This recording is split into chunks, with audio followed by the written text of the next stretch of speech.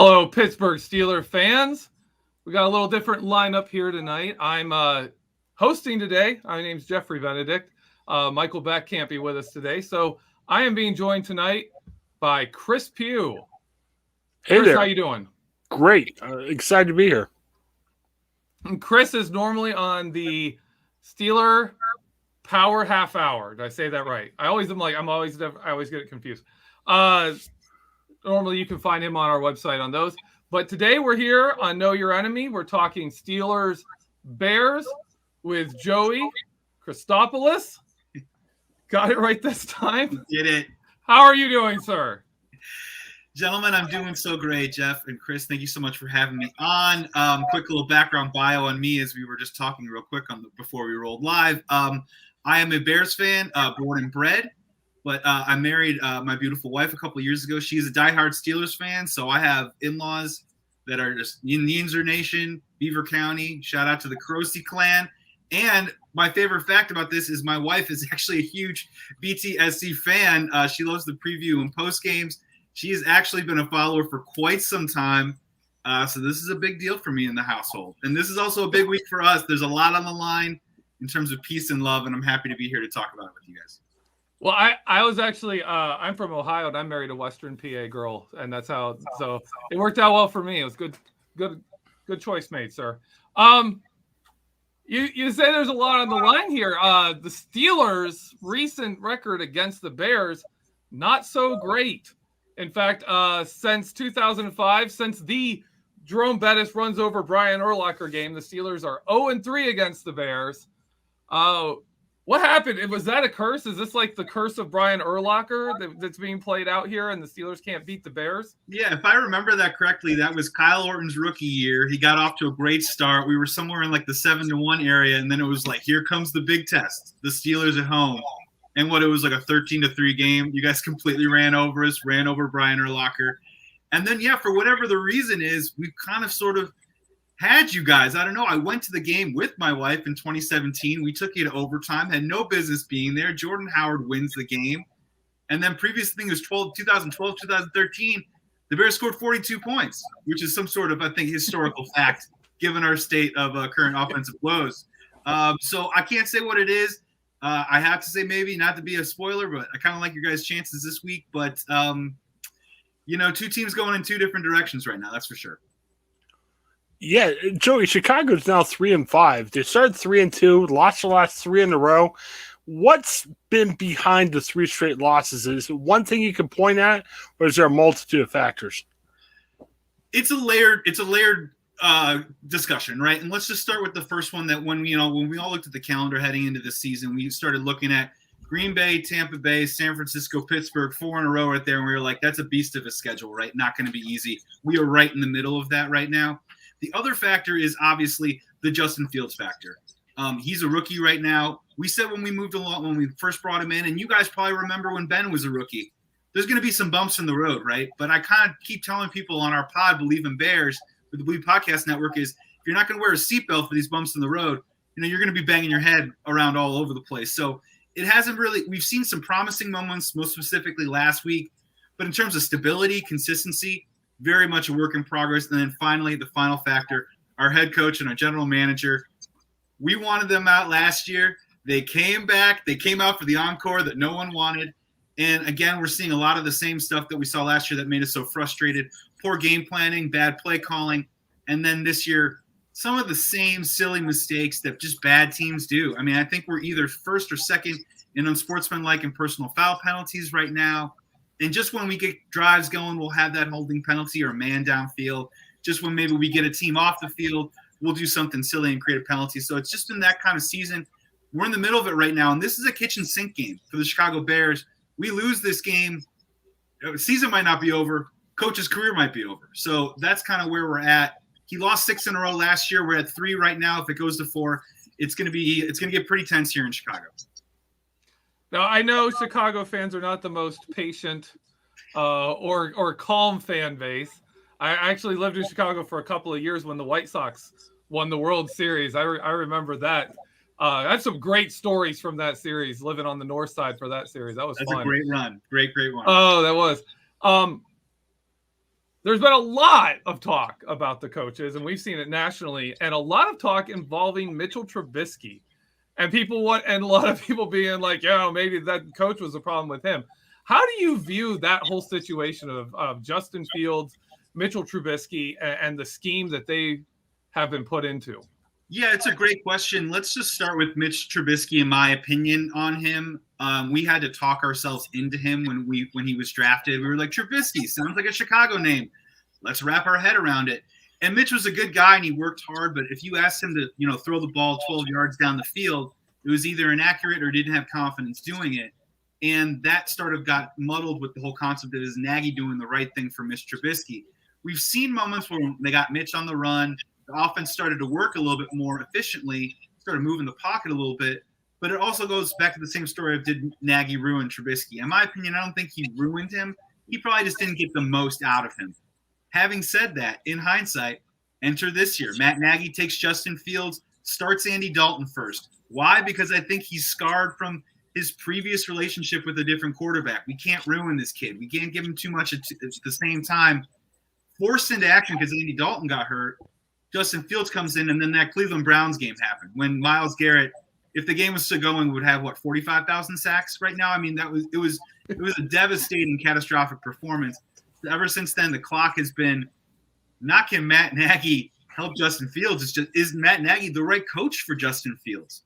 We've got a guy that we like. We got a guy that can have progress, can find stability, can maybe become the elite quarterback we've been looking for since the dawn of time. Is Matt Nagy that right guy? We don't want to waste a moment. And to your point with patience, we've just had it with Nagy. If he's not going to be the guy to take him to the next level, or at least help the rookie out and not get destroyed against teams like the Browns and Buccaneers, what are we doing? And maybe it means that what we should be doing is looking somewhere else.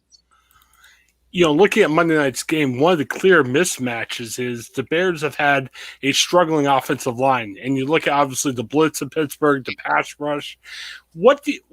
It's a mismatch, but what do you think the Bears could do to maybe offset that mismatch and maybe fight back against what they're going to be facing Monday night from Pittsburgh? It's going to be a delicate dance. Now, we're fifth in the NFL in rushing. We have averaged 153 rushing yards over the last 3 games, and that's not just all Justin Fields. That's our rookie Khalil Herbert. That's Damian Williams. So in terms of this offensive line, you got an old 39-year-old Jason Peters on the left side, great in the running game. But if you get him in pass pro and ask for versatility and ask him to kind of move and maintain, it's a huge problem. On the right side, we are on our 4th right tackle this season. He currently is our 6th-round pick, Larry Borum. Played solid last week, but he's going to be playing against someone named TJ Watt this week. So to try and answer your question, just some of that simple stuff that we always talk about. Chip help. I mean, our tight ends have been really good at kind of maybe not producing offensively, but at least giving Justin Fields that extra second. Move the pocket, keep him guessing, do the best you can. We've been actually bringing out Alex Bars, our 6th offensive lineman, into certain plays just to give that max protect that Justin Fields needs. We're going to lean on the running game. I mean, I think this is going to be a low-scoring affair. I think both teams want to run the football. We've actually allowed 160 rushing yards a game over our last 3. That's got to be music to Steelers fans' ears. And the idea is just when you take your shots and when you take your moments, you just got to hope you do it correctly. Justin Fields was more decisive last week with the football. Hopefully that can continue.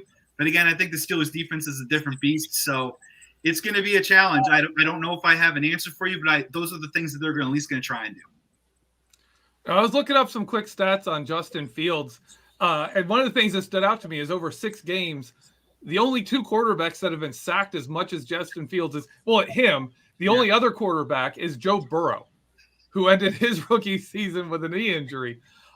Outside of that, 9 sacks he took against Cleveland, the last 3 games has been 4 sacks apiece. Is this just something, is this his play style? Is this him running around trying to create things? Is this the offense is just, he's just going to get hit? Or is there something the Bears can do to kind of limit that? Or are they just going to have to live with, the pass rush is going to be there?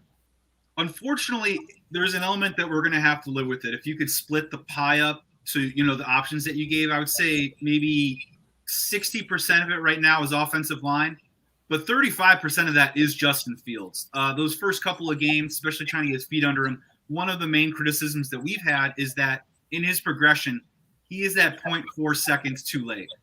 get the ball out, see it, make a decision, 1, 2, get it out, or tuck and run. He wasn't doing that, staying in there just a little bit too longer with a deficient offensive line. It led to a lot of sacks. That definitely happened in the Browns game. In terms of last week, look, we still have breakdowns. You can bring a safety blitz on us. Justin Fields is getting a little bit better at recognizing blitz, but it's still not all the way there. Again, Jason Peters, really good run blocker. Not so much doing the pass blocking right now. Not really working out. So I think you guys can be able to get home clean. And I do think you're going to get some opportunities with Justin Fields holding onto that ball, trying to make a play. Those little nuances of throwing the ball, knowing when to tuck and go, it's still coming for him right now. And I do think that's definitely going to be an advantage for the Steelers defense this week. A rookie on the road playing in Heinz Field. I mean, there's going to be a lot of opportunities there.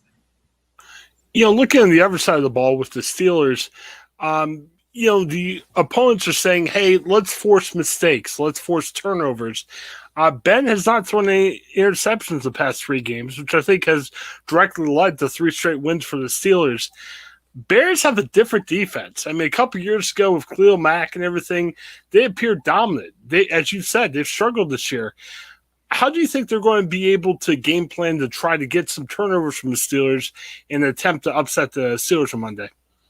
Well, the only way to get back to basics or baseline, if you will, with the Chicago Bears defense is stopping the run. I mean, again, it's just we've been gashed by Aaron Jones, Elijah Mitchell, Ronald Jones Jr., Leonard Fournette. I mean, these guys have just run over us in these crucial situations. And honestly, probably one of our keys is if we get you guys in down and distance on 3rd down, 3rd and 8, 3rd and 9, 3rd and 10, we got to get you guys off the field. We got to figure out a way to do that. Now, we'll see what happens. Last week, Khalil Mack did not play in the game. Foot problem that he's been dealing with all season. They finally sat him down. Eddie Jackson left the game early with a hamstring injury.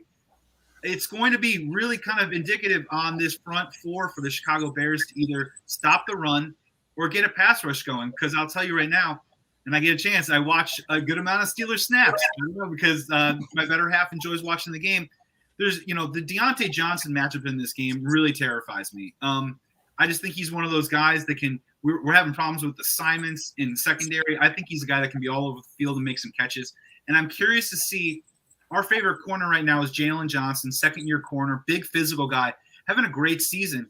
But are they going to match him up with Chase Claypool, that bigger physicality, or are they going to put him on Deontay Johnson? Because whoever Jaylen Johnson isn't guarding, the other team has just targeted our other cornerback, Kindle Vildor, over and over and over again. So I'm just calling it right now, Steelers fans, get ready to maybe see number 22 on the Bears tackling one of your Steelers receivers, because I think that's an area where they can go. Again, the thing that's going for the Bears on this one is that the Steelers and Bears kind of sort of want to play the same game, right? I mean, do either team want to take a ton of chances? Are we going to be throwing the ball down the field? I don't know. Maybe not. So 3rd down is going to be key. I don't know about hitting Ben necessarily, but, at least trying to get into his face a little bit, because I know he also likes to hang on to the ball. And the fact that it could be a low-scoring game might give the Bears the only chance to really hang in on this one. How are the Bears linebackers in coverage? I'm asking this because the Steelers suddenly are throwing the ball to Pat Freiermuth. We got this nice young tight end, and we're suddenly throwing in the ball. And Najee Harris, I know he was last week. He's right up there with the team lead in receptions. So what kind of defense do the Bears have against running backs and tight ends in the passing game? It's a tale of two sides, really. Let's start first with Roquan Smith. That's the positive side. This dude is a Pro Bowler. He's an All-Pro. Honestly, I know Khalil Mack is still on our team right now, but Roquan is becoming the face of our defense. He is that Devin Bush type, to use maybe a parlance for the Steelers. This guy can go sideline to sideline. He can get in the backfield. He can hit a running back. He can guard a tight end. He can maybe even guard, a receiver on a particular situation. I think for you guys, you're going to want to get a hat on him somehow to keep him out of the running lanes, or at least occupy him to free that stuff up. Let's go to the other side. It has been Danny Trevathan the past couple of years. Last year with Danny Trevathan, opponents really targeted the tight end position with him because he's smart pre-snap. He just doesn't have that physicality anymore to get sideline to sideline. You can get a couple of yards on him and get some easy completions. He's kind of given way to Alec Ogletree, who he signed in training camp, former Giant. Good player, takes some chances time and time again, but not really. If you look at PFF, he doesn't grade very high. So with Freiermuth now involved, I definitely think that's something you guys can try and take advantage of. I just think that on that particular side, it's not as strong as Chicago Bears defenses have seen in the past couple of years. that could also be an area where maybe they're also trying to just stay in the box and trying to stop the run. Maybe that's where Freiermuth could come in. We like to talk about former Steelers in the NFL, and one guy that a lot of Steelers fans wanted to pick up before the season, Jesse James, ended up with Chicago. What do you think of Jesse James? Is he bringing something to you? I love him. I don't know why I'm getting the most excited talking about the Bears, talking about Jesse James, but you're right, man. We picked him up during training camp immediately. If you go on like your Twitter, whatever, you're checking out what's happening at camp, him and Justin Fields have this amazing connection. He's making all these plays. He's just been a really solid, calming presence for Justin Fields in the passing game. And here's the part is everyone says, hey, where's Cole Kmet, the second-year guy out of Penn State that we drafted? The rub with him has been he's actually been a really great pass protector. It's almost like we have to keep him in the box to give Justin Fields some space before we unleash him out there. Now, we've been targeting that guy 4 or 5 times a game the last couple of weeks. He has started to make a couple plays. But it is, again, when in doubt, Jesse James, number 18. Very weird number for a tight end, and even for Jesse James, doesn't make a whole lot of sense to me. But, again, he's a guy that can make just a couple plays. You know what I mean? He's not going to be on anyone's fantasy team. Might not make the highlight reel, but if you're a diehard fan watching it week to week, he'll come up with those couple plays that are huge. Just keep those drives going. I'm all aboard. I mean, Justin Fields loves him. He mentions him by name, you know, when they talk to reporters week to week. So it looks like he's at least going to play a role for the time being. Another former Steeler happens to be on the Bears that fans did not want back this past season. Artie Burns, has he done anything on the Bears? Breaking news, Jeff. No. Yeah. No.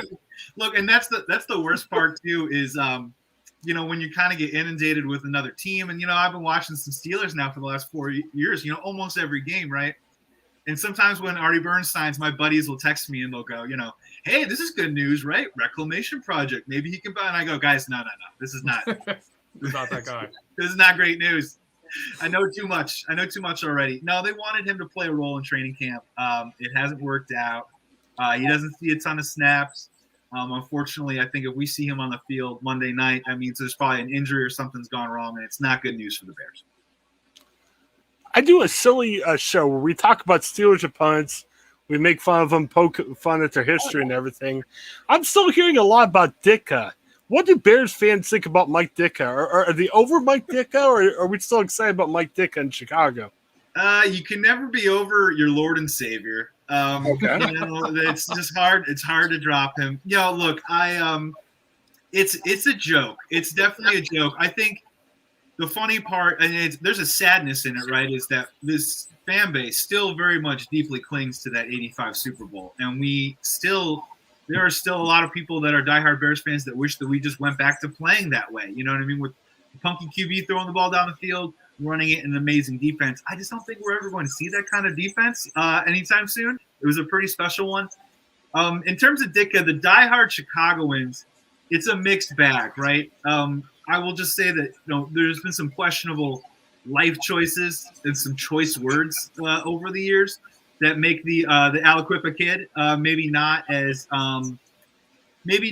regal or as someone that we hold up to as high of a standard. But again, it's just kind of like it's the same thing as Harry Carey. You know, it really is kind of an identifier of a mentality and a time in Chicago sports that we all really treasure. So, when in doubt, when the Bears are in a losing streak, slap on a mustache, put on some aviators, slick the hair back, and give it your best go. One of the things I used to tell one of my coworkers in Chicago that stood out to me about Chicago Bears fans is the way I put it was like, you're either Walter Payton, Michael Jordan, or you're a bum. Like there's no in between. You're either the best player on the field and you can just dominate, or get that guy off the field. He's a bum. Do the Bears have anyone that's not a bum, right? Do they have anyone that really stands out as being like, this is the guy that can really take over a game? Well, so first of all, let's just start with probably what's going to be relevant for Monday Night Football. If you guys haven't gotten a chance to really check out Khalil Herbert, the rookie that we've been starting at running back the last couple of weeks, I'm loving what I'm seeing. This guy hits the edge with burst. I think he's got a home run hitter mentality that we haven't seen on the Chicago Bears in quite some time, and he's a rookie. David Montgomery doesn't look like he's going to play in this game. Solid running back. We're definitely going to have him around for the next couple of years as part of our core. And then beyond that, we really, to be honest with you, I was in love with Khalil Mack when we got him. And he's a fantastic player, but I'm just in reference to what you're talking about. Khalil Mack doesn't really talk to the media. Maybe he's just a shy guy, and there's nothing wrong with that. There's nothing wrong with that personality, but he could have been the Walter Payton or the Michael Jordan in this town. Could have been on the billboards, Brooks Brothers, or doing whatever kind of advertisement that was cool back in the 90s. And he just hasn't embraced that role. And for that reason, it kind of sort of dimmed his star a little bit, just a little bit in Chicago, maybe opened him up to some more criticism along the way. But it's tough. I mean, Peyton and Jordan are on a Mount Rushmore, right? And I think at this point, you could probably play that game with the baseball teams, but that's split. You know what I mean? There's White Sox fans and Cubs fans, so it's hard to put Anthony Rizzo on Mount Rushmore. It's hard to put Paul Konerko up there, or even Frank Thomas on a Mount Rushmore, because the city's kind of split, and everyone's Bears fans. So hopefully, to answer your question, it is Justin Fields. I mean, I don't know if you guys are going to be able to get the best grasp in the world of what this kid's going to be, because I don't think any of us know what it is yet. But the dude is calm. The guy is really confident, and he has elite skills. So that's what I'm holding on to right now. That's what I'm writing Santa for Christmas, that hopefully Justin Fields can become that guy, become the third guy in that picture that you're talking about. If I can follow up real quickly, because I was looking at quarterback stats in the last 10 years in their first 6 games played, right? This year? And Justin Fields' stats are right in line with 2 quarterbacks, and I thought it was the coolest thing. In Chicago Bears history, or in Chicago Bears history, or just in the league in the last 10 years. In the NFL in the last 10 years. The 2 quarterbacks closest to him in his stats. Vince Young? No. Ooh. Josh Allen. Wow, okay. First 6 games. And the other one, Devlin Hodges. And I was like, and there you go. Where's Justin Fields going to end up? Hopefully not the CFL. If you said Landry the Bartender Jones, I was going to lose my mind. Because I was told my wife was like, "Oh, so the bartender's playing quarterback for you today? Cool." Right now, Devlin Hodges and Justin Fields' first 6 games are comparable, as well as Justin Fields and Josh Allen. So in 3 years, he could be in the CFL, or in 3 years, he could be one of the top quarterbacks in the NFL. You know what? I'm so desperate. I'll take that bet. Chicago Bears quarterback. I will take that bet. Can I throw something at you guys? Can I throw a question to you guys real quick? Because absolutely. I'm just curious because, you guys got the Lions coming up after this game, right? And you're looking at this now, this next little 2-game stretch, and you're saying to yourself, well, hey, we've fought back from a little bit early adversity, and now we have an opportunity now to really kind of make a case, not just in the AFC North, but maybe in the playoff hunt. Is there anything, or there has to be something, what specifically kind of scares you about either how the Steelers might play or what the Bears might do heading into Monday? Are there any concerns about this game? You want to start with this, Chris? Yeah, I just don't want them to overlook Chicago or Detroit. These are 2 winnable games. These are games that the Steelers could be 6-3 afterwards. The schedule just gets hellaciously difficult after Chicago, Detroit. So don't overlook them. Beat these 2. Unfortunately, the Steelers have had that issue in the past where sometimes they lose games they should win. So, got to get through these games, got to win these games, and just face a tough part of the schedule. Yeah, Tomlin's what worries me is that we can't beat the Bears. In our history, really, in Steeler history, of all teams that we have played more than 3 times, right? That was Mike Glennon in 2017 too. Never forget. Yeah, we have the worst record in our history against the Bears. That is the worst team. Our record against the Bears is the worst in franchise history. Yeah, a lot of that comes before 1970, right? A lot of that comes before Chuck Noll, when the Bears were dominant and the Steelers were nobody. But even now, we still can't. We're 3-6 in the last 9 matchups since 1980. We're 3-6. It's not good. We just find ways to lose to the Bears. And if you look at the games, none of them make sense. Yeah. Not a single Steelers-Bears game in the last, in my lifetime makes sense. Even the 2005 game, Jerome Bettis is washed up. He comes out and he's like, I got one more 100-yard game in me. Run over Brian Urlacher and single-handedly win this game. And it was great. But it doesn't make sense. None of them make sense. Speaking of not making sense, who's kicking field goals for you guys? Is Big Boy kicking field goals for you? Who's it going to be this weekend? Josh Lambo. Josh Lambo. Yeah. And impressed. Exciting. Out for blood. Third And most, that could be it. Like if the Bears can keep the Steelers out of the end zone, that could be how we lose this game. Where do you trust him? Like, is Josh Lambo going to come in and you're going to trust him to kick a 49-yarder, or are you going to be going for it on a 4th and 7 because you don't trust that? Those are those little moments too that can maybe swing a game in a different direction. Yeah, that is something that definitely worries me is the kicker situation, because Boswell's been amazing. Well, and I'm hearing there's a small chance Boswell could be ready by Monday night. I'm tending to doubt that, but Lambo's the 3rd most accurate kicker in NFL history. I mean, I wouldn't go all in on Josh Lambo, but hey, the guy kicker that can kick field goals when they need to. And if it's a tight, close game, you need that field goal kicker. And hey, I'm confident. I think Josh Lambo could do the job for them. And hopefully Chris Boswell comes back soon. All right. So we only got a few minutes left here. But I want to ask you if there's one area in this game where you think the Bears have a clear advantage over the Steelers, roster-wise, position-wise, whatever. Where would that be? Where can the Bears really go after the Steelers? Go after well, so what's going to have to happen, and this is going to happen, is we're going to run the football. And it really is going to be a matter of, I don't know if that's an advantage with a Cam Hayward and a TJ Watt and Highsmith playing the way that he is right now. I don't know if I'm going to call that an advantage. That's just going to be a mano-a-mano war of attrition. Who's going to win? Because we're going to run the ball at least 20 to 25 times in this game. And then conversely to that, it's just going to be really about, can you guys contain Justin Fields? And look, I hate to do it. The guy's only got a couple starts under his belt.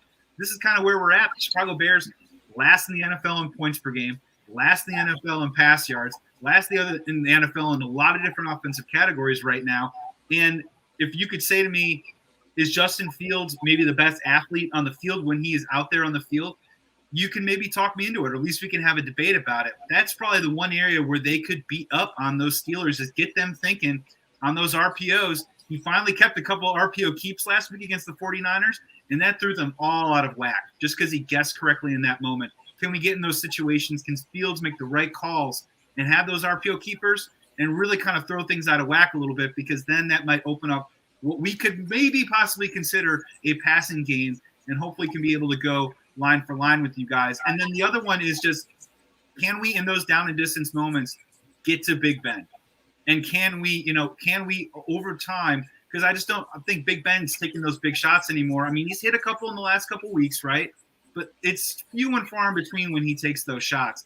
So it's going to be about those down and distance moments for me. Keep them long. Try and get a position where you can either take him down or get him to make a mistake. And, obviously I think you guys are going to go for it a lot on 4th down too as well. So I'm going to throw that into that category too. So hopefully Justin Fields can be an X factor, but again, a lot to put on a rookie's shoulders. Do you think Khalil Mack is playing in this game? Do we know yet?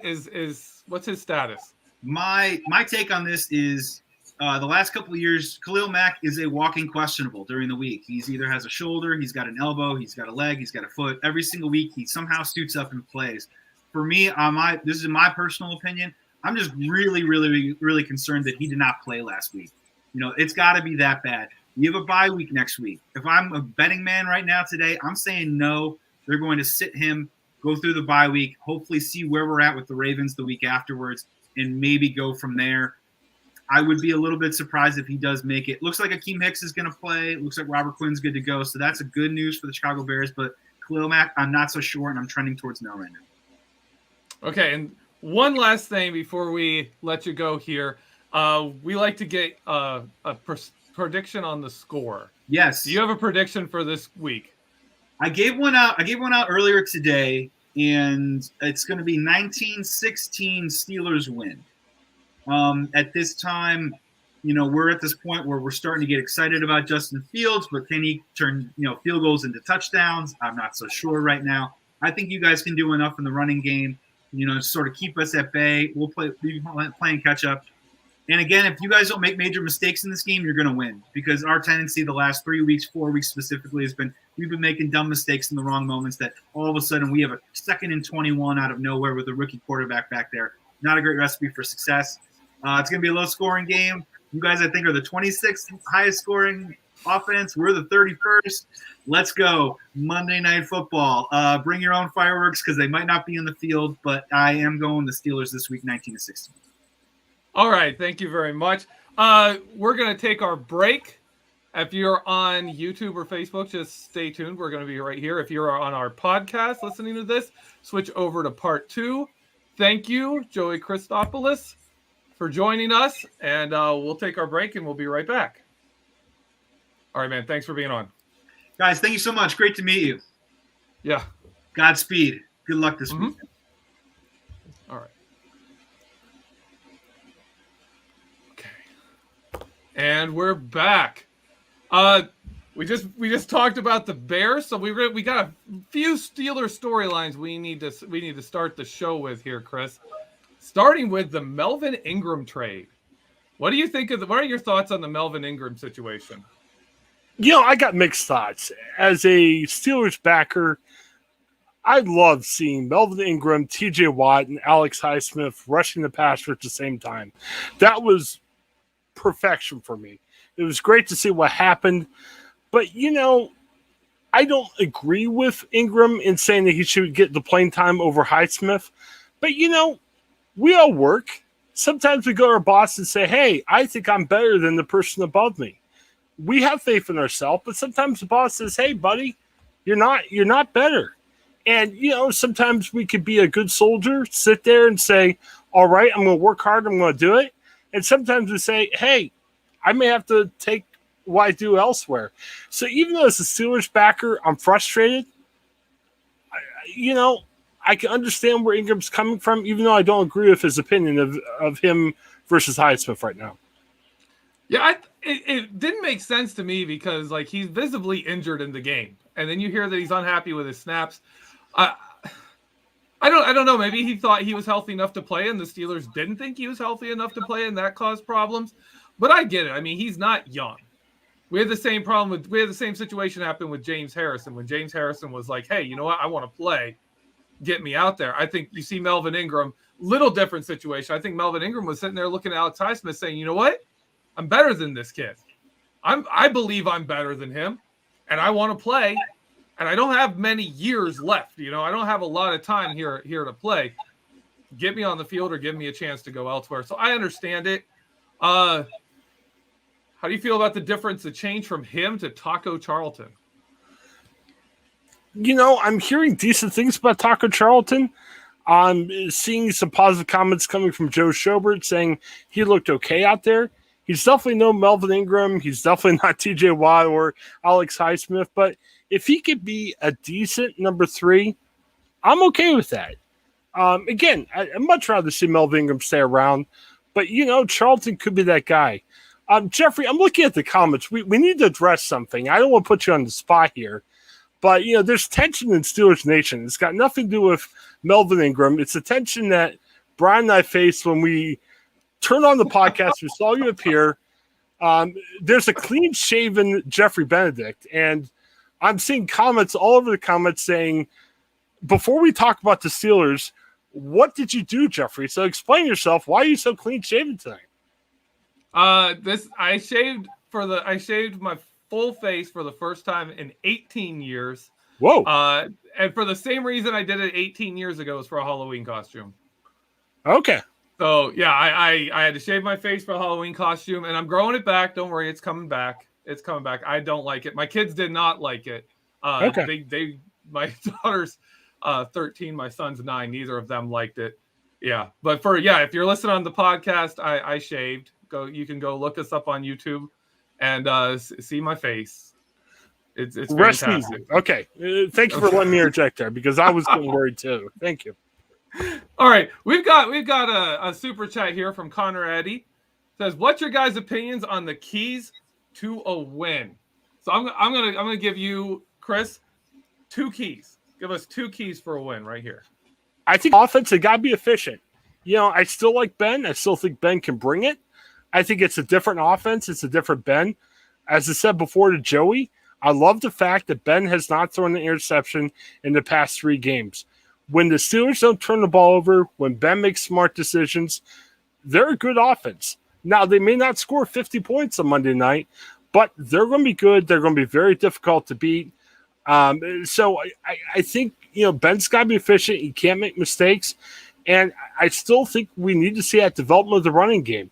Been very felt good about where it's been over the past couple of weeks. I feel good about how Najee Harris has done better. And, let's continue to see this grow and progress. I think when you do that, you'll be okay. The defense will take care of itself. I'm not afraid of a defense against the Bears. Let's just have a good, efficient game offensively for Steelers, and I think we're fine. Yeah, I'm gonna have to agree with you on that one because the run game is so critical to this team. I mean, Ben, like you said, he can still do it, but he's not a guy that's going to lead you, 3/4 of the game and be the offense. Like he used to be able to just be like, okay, guys, I'm carrying the whole team on my back this whole game. Ben used to do that. He can't do that anymore. The run game's got to get going. And my second key is going to be defending the run because Justin Fields, we saw Geno Smith and the Seahawks. Once we got their run game was the only time they were a threat was when they were running the ball. If they're running the ball, they were a threat. And when they stopped that, Geno Smith wasn't going to beat us even with DK Metcalf and Tyler Lockett. That's the other guy's name. Justin Fields doesn't have those guys. He doesn't have that level of receivers. The Bears are not that level of a passing team. If we stuff their run, we stop the run game, we can control this whole game. So I think we're agreed there both. The Steelers just need to control this on offense, score some points, and make the Bears actually score. Is if you make the Bears score 20-some points, they're probably not going to. Yeah, definitely agree. All right. Okay, we covered Melvin Ingram. Steelers picked up a defensive lineman. We've been waiting for this. I've personally been waiting for this. I'm like, come on, you got to pick up someone for decent defensive line depth. The Steelers pick up Khalil Davis, the brother of Carlos Davis, our defensive tackle who's on injured reserve. Khalil Davis, I Bleav, is also injured, but it's minor. They signed him into the practice squad. Khalil Davis was actually taken ahead of Carlos Davis and was considered the better Davis brother when they were initially drafted. What are your thoughts on the acquisition of Khalil Davis? I hope he can play. He's a late-round draft pick, so I don't want to project greatness on him. But, hopefully he can provide the depth that the Steelers need. I keep going back to Stephon Tuitt. Hey, I want him to be okay. Mentally, I want him to be okay with any emotional issues. Obviously, he's been through so much with the injury and the personal loss with his family. So, if he needs to take time away, I definitely understand. I get it. But as a Steelers backer, can you imagine what Stephon Tuitt would bring to that defense? For as good as they played right now, it just would be a tremendous shot in the arm, especially come playoff time. So I'm hoping the Davis brothers can keep the fort down, provide that, backup experience that's needed. But I'm just hoping and praying for maybe the return of Stephon Tuitt before the end of the year. I agree with you there. That's huge. I like that the Steelers bring brothers on board. I like that. I think you kind of get a sibling rivalry. You get a little bit more accountability. When you've got brothers in the room. Like you take Derek and TJ Watt. Like if TJ Watt started to get a big head, like I've got a big contract, I've arrived in that stuff. He's got his brother who has to work his tail off just to make, just to be in the NFL. He's not a superstar. You kind of get that balance. And I really like that with Terrell Edmonds and Trey Edmonds too. Trey Edmonds, practice squad, bouncing around. Is he on the roster? He's off the roster, working his tail off. And his older brother's out there, first-round draft pick. His younger brother is a first-round draft pick. I think it's a great addition. I think it's just, keep the families together, keep that around. I like it. I like having him on board. He may take a little while to develop, and the Steelers can give him that. We've got another super chat here. Again, Tape Boys asks, what's the latest on Karl Joseph? That is a very good question. That is a very good question because, honestly, this is the kind of game where you could see Karl Joseph coming in and having an impact as a as a box safety, as someone you're in a team where you really need to stuff the run. You need to stop the quarterback from escaping the pocket. That's kind of a role Karl Joseph can play. We haven't really heard or seen much from him at all this season. Nothing. He hasn't made the roster. Any thoughts on Karl Joseph, Chris? Yeah, that's a mystery to me too, because they were after Karl Joseph a year ago, seriously, before he went to Oakland. As soon as Oakland dropped him, you saw some people say, "But boy, it'd be nice if he could come to Pittsburgh," and Pittsburgh picks him up really quick. You think there's a place in the secondary for Karl Joseph? I don't know if the Steelers are seeing something in practice where they say maybe he shouldn't play right away, but I would like to see Joseph in the background. In the backfield. I mean, I think he could really help the secondary. I mean, even as a backup. I'm not sure what's going on there, to be honest with you, Jeff. Yeah, we're seeing some issues with Devin Bush's injury and the mobility and the linebackers. He could come and be like kind of a third linebacker almost. Like I don't understand it. Normally, if the Steelers bring somebody in, it's to play them, or at least give him a shot. I mean, even Ahkello Witherspoon has been on the field, and he was terrible. I don't know if Karl Joseph, they're just like, no, he needs some time, and this is an investment for next year or something. I don't know, but that is a very good question. Thanks for the support in the super chat. For this game, we've been over our keys already. Is there anywhere that Chicago actually, scares you? Like Chicago is like, ooh, that's good. That could be a tough matchup. You always think about, Mac if he plays, but we're not even sure if he's playing. And, Steelers beat a Broncos team with Von Miller. Steelers beat a Browns team with Myles Garrett. So Mac concerns me, but I don't see him as, we're going to lose this game. Honestly, I look at my big concern is the Steelers themselves. I hate to bring this up. I agree with the comments. Pittsburgh's a 2-touchdown favorite.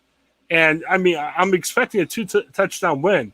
But how many games have we talked about over the past 10, 20 years for the Steelers where, Joey brings up the Mike Glennon game with Chicago where you're saying, okay, this is an easy win by Pittsburgh.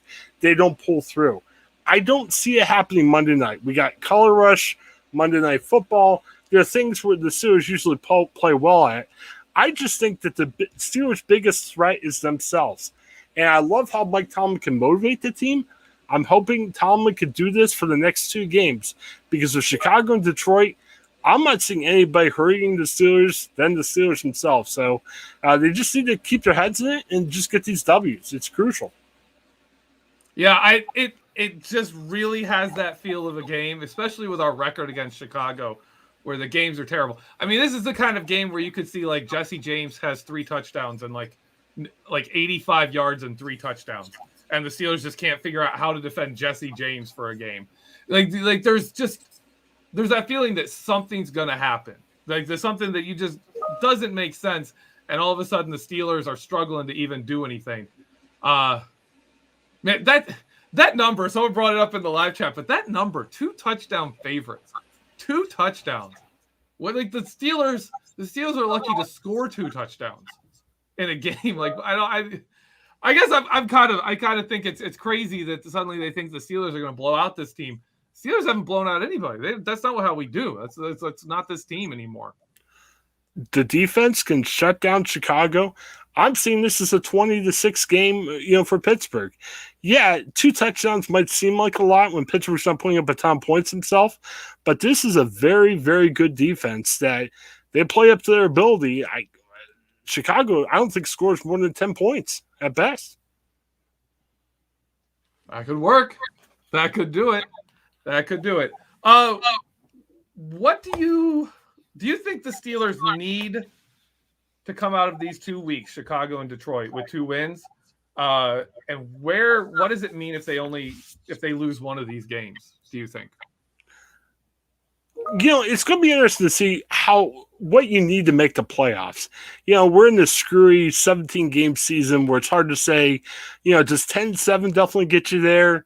Could 9-8 get you there? So I'm looking at this saying if they're 6-3 and they win 4 out of the last games in their schedule, you're now 10-7, which I think can get you into the AFC wildcard.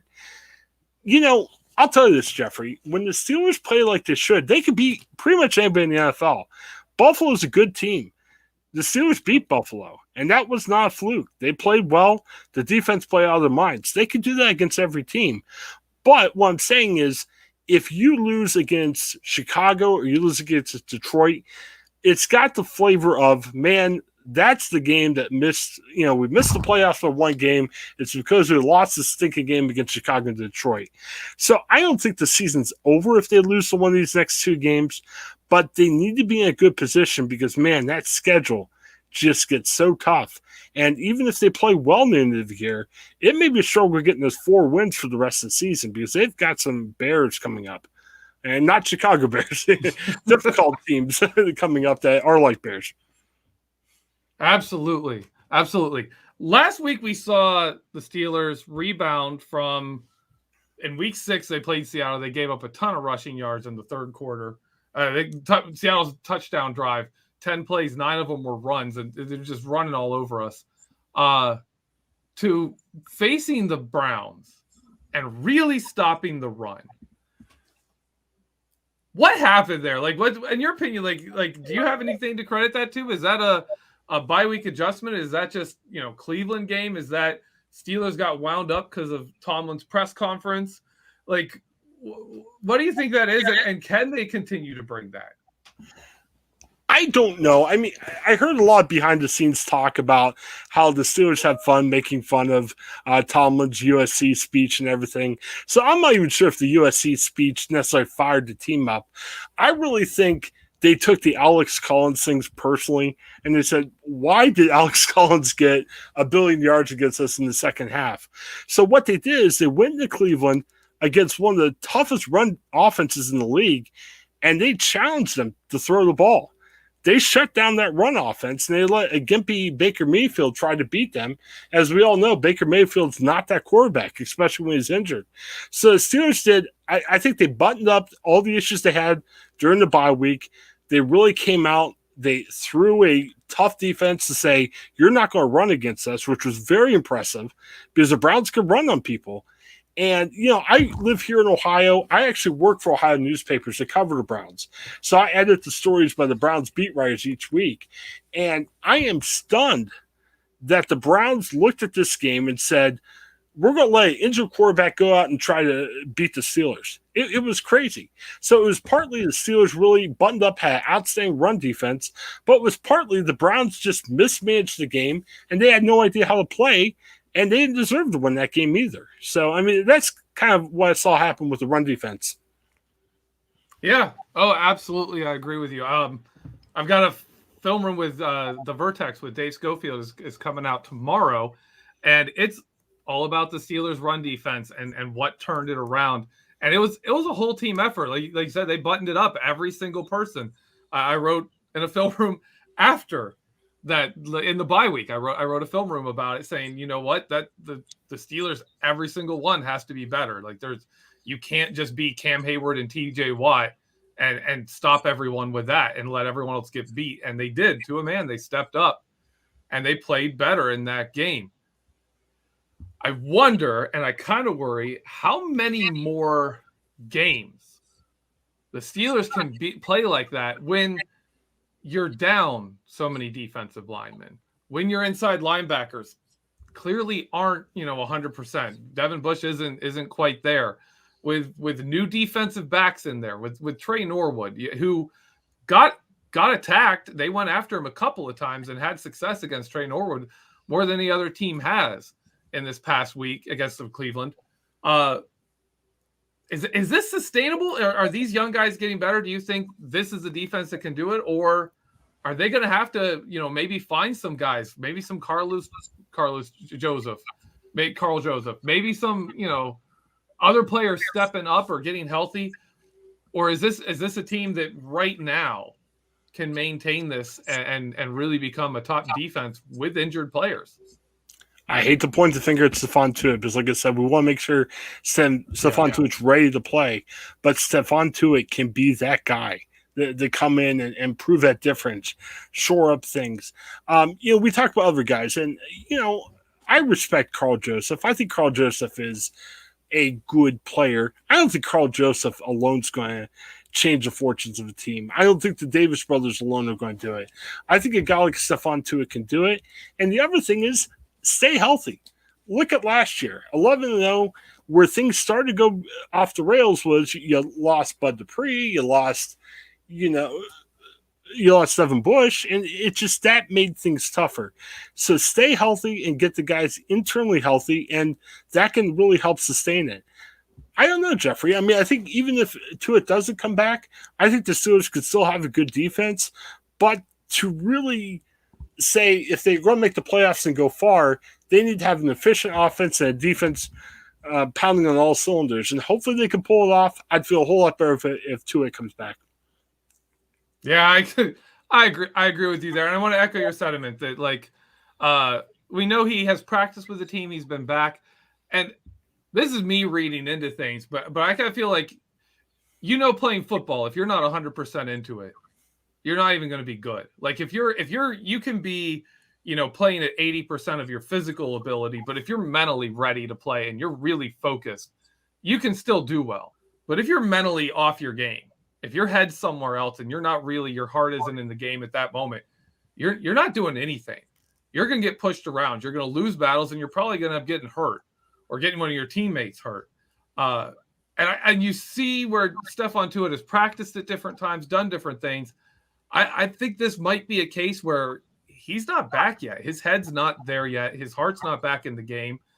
And that can take time. That can take time to heal. And if he's not back, he needs to be off the field. He needs to not be on the active roster if he is not mentally able to commit to a game like this. And let's be honest, football is a violent game. If you're still upset, if you're still sad, you can't get out there and hit other people, then you don't belong on the field. So, yeah, I agree with you. I hope Stephon Tuitt comes back. I hope that whenever he is ready to come back, he is himself again. He's still the player that he's been, that we've loved. I want to. Oh, go ahead. Yeah, I would just go through a quick question, and it's kind of been bothering me a little bit about the Steelers recently. I agreed with your rant last week. I'm a big Mike Tomlin guy. I think he's a motivator. I think he leads the team very well. I scratch my head at certain decisions like that fake field goal that we won't go into, or we'll be here all night talking about that one. But as much as I Bleav that Mike Tomlin's a motivator, can get the Steelers past these next 2 weeks, some people call him a Tomlin special. When they lose games they shouldn't. What do you think Tomlin needs to do to just impress on the guys? Say, fellas, take care of business. Don't let these next two teams in the game. Because as much as I Bleav in Tomlin being a great motivator, a great coach, sometimes these games happen and they make me pull out all the little hair I have on my head. I mean, how do you think Tomlin can get over that? Because I think that's the $1 billion question going to Monday night. Well, I'm gonna qualify the Tomlin specials. The losses to bad teams happen when the defense is bad. Yeah, always. It's always when the defense is bad, because that's when you get a Terrell Pryor able to go off and get a bunch of yards and do something. If the Steelers' defense has it together, they're not going to lose this game. They won't. If they let the young running backs of Chicago run loose, if they can't handle RPOs with Justin Fields, they could lose this game. If that defense is on point, and I think it will be, they're gonna be fine. Last year, it was when they couldn't score, when the offensive line fell completely apart, and Ben Roethlisberger was throwing in under two. I mean, he's throwing in less than 2 seconds, and he's taking hits to throw a ball in 1.8 seconds. You can't. No routes are going. Like, people aren't even open yet, and he's having to throw the ball downfield, hoping, hey, I'm going to throw a prayer. Hopefully, you can get open and catch this. That's where they were at that point. But you go back to the real disappointing losses. Those are all teams where the defense wasn't good. And the other point I have to make is the Steelers have a quarterback who rises to the occasion in big games. That was his thing. Like Baltimore, he's getting beat up. He needs to put the entire team on his back and beat the best, one of the top 2 defenses in the NFL. Ben would do it, right? But then he'd also go the next week and face some team that there wasn't the same, hype for the game. The other team wasn't considered very good. And Ben kind of didn't have that killer instinct in those games. Like, it wasn't like, I'm going to put my foot on this team and neck and I'm just going to bury this team. Ben's not that guy. He's the guy who will kind of not play as well against a lesser team. And that's okay. Like, you can win those games if your defense is there. But when those games suddenly became a shootout, they were problems. They were problems for the Steelers. So that's my thing to stop this is play defense. Get the defense together. Stop Justin Fields. And if Ben's not playing well, run the ball. Run the ball. That's the one thing that really worries me with this is if this is a letdown game, if this is one of those games and our kicker's not in it, like those are the games Boswell can, if your defense is in it, you can win a game with Boswell and TJ Watt and Cam Hayward. They can win you a game against the teams that's bad enough. This time with hopefully Lambeau, like I know he's a good kicker, but it's just going from Boz to anyone else. It's kind of worrisome. It's one of those games where you sit there and say, oh gosh, this guy misses like 2 field goals and an extra point, and the Steelers stop kicking, and the offense can't do anything, and all of a sudden it's a game, and no one wants that. I want to ask you a couple questions before we go here. One big one is, looking at the Steelers, who do you think could have a really big game this week, offense or defense? I still look at TJ Watt. I mean, he's been unbelievable this year. And you say, boy, he can't have 2-3 sacks a game, but he keeps on proving it, wrong. And, I look at that Bears offensive line, and I appreciate what Joey said. They're going to come in with a game plan, but people haven't stopped TJ Watt. And with the struggles the Bears offensive line has had, I feel confident TJ is going to have a great game on the defensive end. I look at offensively, I think that glue has been Najee Harris. I mean, he's a rookie, but he's played well. I think Freiermuth has given Ben some safety valves that Ben's starting to understand how to use better over the middle. So I think, it's TJ, Najee, and Freiermuth that are the guys that could really step up this week for Steelers. I'm going to try and come up with someone different. Yeah, I know. I think and the easy one is Cameron Hayward. The stats, he doesn't show up in the stat books very often. Absolutely dominant every week. If you watch our run defense dominating this week, you watch it last week. Oh my goodness, against the Browns, Cameron Hayward was just destroying their offensive line. So many plays. He's just manhandling people that are like he's facing Pro Bowlers, and he's just shoving them to the ground and throwing them around, moving them wherever he wants them to go. So I think Cameron Hayward could show up, especially if they're really worried about TJ Watt. But I'm thinking this is an interception game. I'm thinking the Steelers, because I think the Steelers are going to run the ball, and I think they're going to stop the run. And I think if Justin Fields is forced to throw the ball, there's going to be pressure. And when you're throwing to get out of that pressure, I think he's going to try and throw earlier, throw more. Interceptions. And I think Minkah Fitzpatrick, this is his game. I think this is the game Justin Fields makes the mistake that a veteran wouldn't make. He's going to throw a little too close to Minkah, and we're going to see Minkah Fitzpatrick get an interception in this game. That's my call. Well, this is we're down to our last little minute here. We're at 10 o'clock. So let me get your prediction for the game. Let me get your score for the game. I'm saying Pittsburgh 20, Chicago 6. I think the Steelers could definitely score more, but I think, they're going to have efficient offense, and I think the defense is going to be the story of the game. They're going to be dominant, and Pittsburgh's going to play well and not make mistakes. I mean, the fanboy me wants to come out and say it's going to be 80-0, and, those games could be coming, but I feel comfortable saying a 26 win by Pittsburgh to get the job done and to get ready for Detroit. Yeah, this is the Bears. And I'm hesitant to put them too far out. I mean, on paper, this game, the Steelers should just walk all over Chicago. But it is the Bears, and we don't. We just don't beat them when we should. I still think the Steelers are going to win. I'm going to go 19-9. I'm going to go double nines here. 19-9. Steelers win. I think it's going to be a crazy game. I think it's going to be a real defensive game, and I think the Steelers win, controlling the ball, and they get a few defensive plays to swing the tide. Well, Jeffrey, you keep mentioning that record, saying it's 3-6 against the Bears. The Steelers have never lost to a team of the Bears with Andy Dalton on the roster.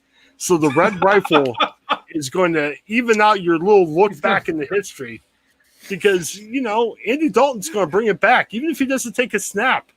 The Steelers are going to look over in the sidelines, see him, and say it's going to be all right. Well, T.J. Watt might get him some time on it. They can't block T.J. They might end up with Andy Dalton playing a bit. All right, man. Anything you want to plug? Yeah, check out our Steelers Power Half Hour. You might say, man, you guys are goofy on the show. You're not breaking down the games. Well, we have so many great podcasts here on the Behind the Steel Curtain podcast that once you get to Saturday, Sunday morning where our show airs, you've got to look at what unifies Steelers Nation. Pure hatred and dislike of the cities and the teams we play. So each week, myself, Joe Frost, and Paul Yanchek, we have fun. We make fun of the city. We make fun of the people. And we make fun of the teams. Yeah, it's tongue-in-cheek, but we have a lot of fun. And we're taking aim at the Chicago Bears 85 Super Bowl team, which is a one-hit wonder. So there might be some 80s pop references. It's going to be glorious. Check it out. We'd love to have you listen in.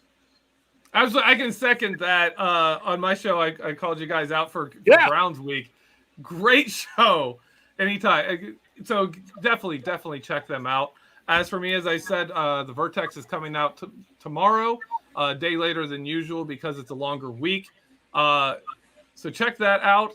Check out all the shows on Behind the Steel Curtains podcast network. Make sure you go over to BehindTheSteelCurtain.com, your one-stop shop for all things Pittsburgh Steelers.